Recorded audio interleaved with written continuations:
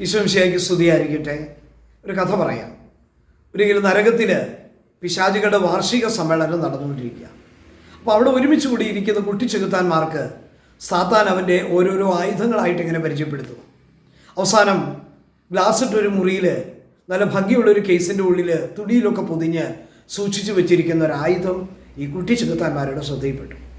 ഇവർക്കിത് കൗതുകമായി, ഇതെന്താ ഈ ഒരു ആയുധം മാത്രം ഇങ്ങനെ വളരെ പ്രത്യേകമായിട്ട് സൂക്ഷിച്ചിരിക്കുന്നത്. അപ്പോൾ ഇവർ സാത്താനോട് ചോദിച്ചു, എന്താണ് ഈ ആയുധം? പിശാച് പറഞ്ഞു, ഇതാണ് എൻ്റെ അവസാനത്തെ ആയുധം. എൻ്റെ സകല ആയുധങ്ങളും പരാജയപ്പെടുമ്പോൾ ഞാൻ എടുത്തുപയോഗിക്കുന്ന ആയുധമാണിത്. അപ്പോൾ ഇവർ ചോദിച്ചു, എന്താണ് ഈ ആയുധത്തിൻ്റെ പേര്? ഈ ആയുധത്തിൻ്റെ പേരാണ് നിരാശ. പ്രിയപ്പെട്ടവരെ, ആഗോള കത്തോലിക്ക സഭ ഈ വർഷം പ്രത്യാശയുടെ വിശുദ്ധ വർഷമായിട്ട് ആചരിക്കുകയാണ്. എന്താണ് പ്രത്യാശയുടെ വിശുദ്ധ വർഷം എന്ന് പറഞ്ഞാൽ, നമ്മളിൽ പലരും ധരിച്ചു വെച്ചിരിക്കുന്നത് മാർപ്പാപ്പ ഓരോ വർഷത്തിനും ഓരോരോ പേര് കൊടുക്കും. കുടുംബവർഷം, പ്രകാശവർഷം, പരിശുദ്ധാത്മ വർഷം, കരുണയുടെ വർഷം, ഇങ്ങനെ ഓരോരോ പേര് കൊടുക്കും.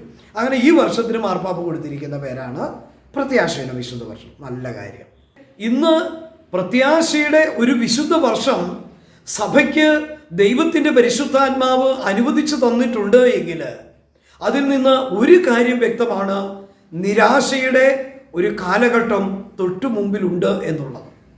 അത് ഓരോ വ്യക്തിയെയും കൂച്ചു വിലങ്ങിടുന്ന, ഓരോ കുടുംബത്തെയും കടന്നാക്രമിക്കുന്ന, ലോകം മുഴുവനെയും തടങ്കലിലാക്കുന്ന കൊടിയ നിരാശയുടെ ഒരു കാലഘട്ടം മുമ്പിലുണ്ട് എന്നാണ് പ്രത്യാശയുടെ ഈ വിശുദ്ധ വർഷം സഭയിൽ പ്രഖ്യാപിക്കപ്പെട്ടതിലൂടെ നാം മനസ്സിലാക്കേണ്ടത്. കാരണം ഇതാണ്: ഈജിപ്തിൽ കടുത്ത ഒരു ക്ഷാമത്തിൻ്റെ കാലം ദൈവം അനുവദിക്കുന്നതിന് മുമ്പ് കൃപയുടെ സമ്പൽ സമൃദ്ധിയുടെ ഒരു കാലഘട്ടം ദൈവം അനുവദിച്ചിരുന്നു എന്ന് നമുക്ക് കാണാനായിട്ട് പറ്റും. പ്രിയപ്പെട്ടവരെ, നിങ്ങൾക്കറിയാമോ, ഈ നിരാശ എന്ന് പറയുന്നത് അത് കേവലം ഒരു മനുഷ്യനുണ്ടാകുന്ന മാനസികാവസ്ഥ മാത്രമല്ല, പലപ്പോഴും അത് ഒരു പൈശാചിക ബന്ധനമാണ് എന്നുള്ളതാണ്. അതായത് നിരാശ എന്ന് പറയുന്നത് ഒരു ദുഷ്ടാരൂപിയുടെ പ്രവർത്തനമാണ്. ഈ ദുഷ്ടാരൂപിയുടെ പ്രവർത്തനം മനുഷ്യനെ ഗ്രസിക്കുമ്പോഴാണ് മനുഷ്യൻ ദൈവത്തിലോ, ദൈവത്തിൻ്റെ വാഗ്ദാനത്തിലോ, ദൈവത്തിൻ്റെ വചനങ്ങളിലോ, കൂദാശയിലോ, പൗരോഹിത്യ ശുശ്രൂഷകളിൽ പോലുമോ ഉള്ള പ്രത്യാശ നഷ്ടപ്പെട്ട് അവൻ നിലം പരിശായി തകർന്നു പോകുന്നത്. പ്രിയപ്പെട്ടവരെ, ഈ അവസാനത്തെ ആയുധം പിശാച് ലോകത്തിൻ്റെ മുമ്പിൽ എടുത്തുപയോഗിക്കാൻ പോകുന്നു എന്ന് മനസ്സിലാക്കിക്കൊണ്ടാണ് ദൈവത്തിൻ്റെ പരിശുദ്ധാത്മാവ് പ്രത്യാശയുടെ ഒരു വിശുദ്ധ വർഷത്തെ ദൈവജനത്തിന് നൽകിയിരിക്കുന്നത്. നിങ്ങളൊന്ന് ചിന്തിച്ചു നോക്കിക്കേ. ദൈവജനത്തിന് വിശ്വാസം പകർന്ന്, പ്രത്യാശ പകർന്ന് അവരെ മുമ്പിൽ നിന്ന് നയിക്കേണ്ട അഭിഷിക്തർ പോലും നിരാശയ്ക്ക് അടിമപ്പെട്ട് ജീവിതം അവസാനിപ്പിക്കുന്നത് നമ്മൾ ഈ അടുത്ത ദിവസങ്ങളിൽ ഇങ്ങനെ കേട്ടുകൊണ്ടിരിക്കുക. അങ്ങനെയാണെങ്കിൽ ഇതിൻ്റെ പ്രത്യാഘാതം എന്തായിരിക്കും?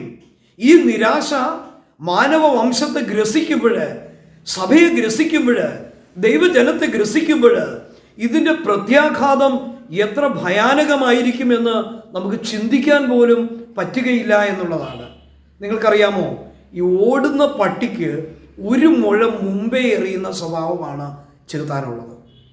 അതുകൊണ്ടാണ് ഇന്നിപ്പോൾ നമ്മൾ നോക്കിക്കഴിഞ്ഞാൽ സഭയിൽ ആരാധനാ സംബന്ധമായിട്ടുണ്ടാകുന്ന തർക്കങ്ങൾ, കലഹങ്ങൾ, നമ്മുടെ അഭിവന്ദ്യ പിതാക്കന്മാരെ പോലും ചീത്ത വിളിക്കാനും വെല്ലുവിളിക്കാനും മോശമായ പേരുകൾ പോലും വിളിക്കാനുമൊക്കെ ഈ ജനത്തിന് ഒരു മടിയില്ലാത്തൊരവസ്ഥയിലേക്ക് മാറുമ്പോൾ ഇതിൻ്റെ പിന്നിൽ പൈശാചികമായ ഒരു പ്രവർത്തനമുണ്ട് എന്നുള്ളതാണ്.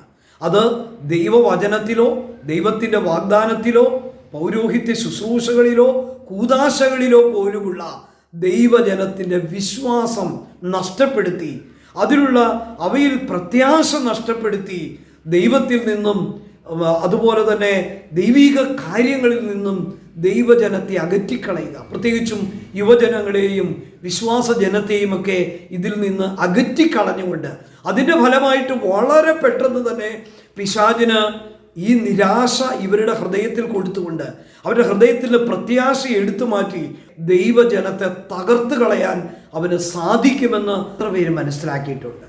അപ്പോൾ അതുകൊണ്ട് പ്രിയപ്പെട്ടവരെ, നമുക്ക് ഒരു കൃപയുടെ കാലഘട്ടം നൽകപ്പെട്ടിരിക്കുക, നമുക്കൊരു അഭിഷേകത്തിൻ്റെ കാലഘട്ടം നൽകപ്പെട്ടിരിക്കുക. പ്രത്യാശയുടെ ഒരു പുത്തൻ അഭിഷേകം ദൈവത്തിൻ്റെ പരിശുദ്ധാത്മാവ് നമ്മുടെ മേൽ സമൃദ്ധമായി വർഷിക്കുന്ന ഒരു കാലഘട്ടമാണിത്. ഒന്ന് നോക്കിക്കേ, പലരും ഈ ഒരു പ്രത്യാശയുടെ വിശുദ്ധ വർഷത്തെക്കുറിച്ച് ഒരു വാക്ക് പോലും പലപ്പോഴും മിണ്ടുന്നില്ലെന്ന് കാണുമ്പോൾ അത്ഭുതം തോന്നുന്നുണ്ട്. അതിൻ്റെ കാരണം ഇതാണ്, പിശാച് മിണ്ടാൻ അനുവദിക്കില്ല. അതുകൊണ്ട് നമുക്ക് ഒരു പുത്തൻ അഭിഷേകം വേണം, പ്രത്യാശയുടെ ഒരു പുത്തൻ അഭിഷേകം വേണം. നിങ്ങളൊന്ന് നോക്കിക്കേ, നിങ്ങളുടെ മനസ്സിൽ ഒരു മടുപ്പ് തോന്നി തുടങ്ങിയിട്ടില്ലേ? ഒരു നിരാശ പതുക്കെ കയറിപ്പിടിച്ച് തുടങ്ങിയിട്ടില്ലേ?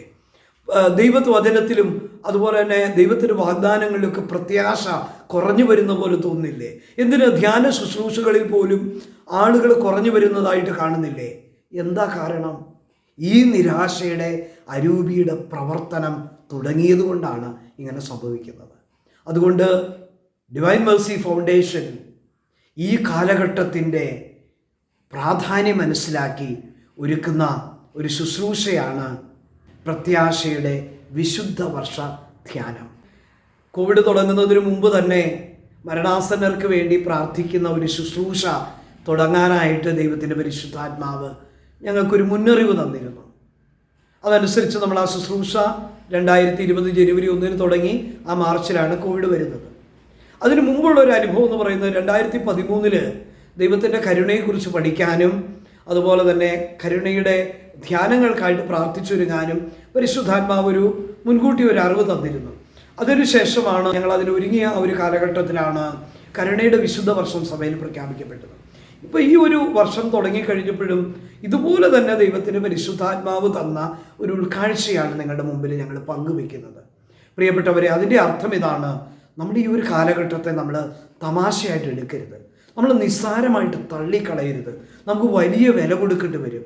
ദൈവം നമ്മുടെ മുമ്പിൽ വച്ചിരിക്കുന്ന ഈ പ്രത്യാശയുടെ കാലഘട്ടത്തെ, പ്രത്യാശയുടെ പുത്തൻ അഭിഷേകത്തെ നമുക്ക് സ്വീകരിക്കണം. അതുകൊണ്ട് divine Mercy foundation Alappuzha IMS ധ്യാന കേന്ദ്രത്തിൽ വെച്ച് ഒരുക്കുന്ന പ്രത്യാശയുടെ വിശുദ്ധ വർഷ ധ്യാനത്തിലേക്ക് നിങ്ങളെ ഓരോരുത്തരെയും സ്നേഹപൂർവ്വം സ്വാഗതം ചെയ്യുന്നു. ദൈവമക്കളെ, നിങ്ങളെല്ലാവരെയും പരിശുദ്ധാത്മാവ് പ്രത്യാശ കൊണ്ട് നിറയ്ക്കട്ടെ. നിങ്ങൾക്ക് വിശ്വാസത്തിൽ നിങ്ങൾ വലിയ ശക്തി പ്രാപിക്കട്ടെ. നിങ്ങളുടെ സമൂഹങ്ങളും നിങ്ങളുടെ കുടുംബങ്ങളും നിങ്ങളുടെ ജീവിതങ്ങളും അനുഗ്രഹിക്കപ്പെട്ടിട്ടെ. God bless you abundantly.